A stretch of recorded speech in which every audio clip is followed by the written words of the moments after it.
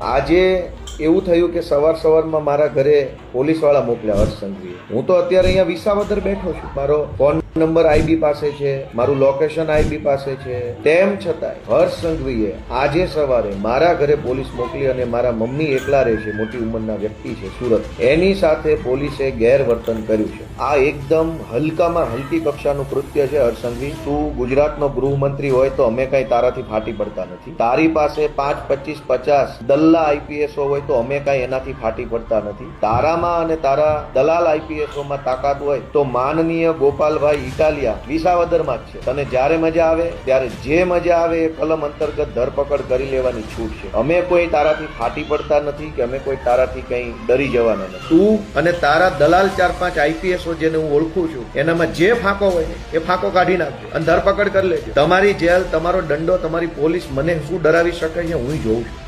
આવા તો અનેક ગૃહમંત્રીઓ આવ્યા અને દફન થઈ ગયા, માટી વળી ગઈ શરીર ઉપર. કોઈને યાદ નથી કેટલા આવા પાક્યા ને કેટલા ક્યાં જતા રહ્યા. તમારા કઈ એસપી ફેસપી થી કે આઈપીએસ બાઈપીએસ થી ફાટી પડતા નથી. જે કઈ 2-5 દલ્લાઓ હશે એનાથી કોઈ દુનિયા ડરતી હશે. ગોપાલભાઈ ઇટાલિયા ડરતા નથી. તું ગમે એવો મોટો 30 માર ખા હોય ને તો હું મારી માનું ધાવણ જન્મેલો. હું જોઉં છું તને તું મને કેવી રીતે બીવડાવે છે. અને તું મોકલ, તારે જેને મોકલો એને મોકલ અને મને એરેસ્ટ કરી લે. જા, હું જોઉં છું. તું એરેસ્ટ ના કર ને તો હું તને કાયર સમજીશ, હવે નમાલો સમજીશ. અને રોકી લે આ ગુજરાતની ક્રાંતિને, રોકી લે આ ગુજરાતની જાગૃતિને. કરોડો લોકો જે ઉભા થયા છે, હિંમત થઈ છે, એને તું રોકી લે ભાઈ. અને મને પૂરી દે તું તમ તારે જેલમાં.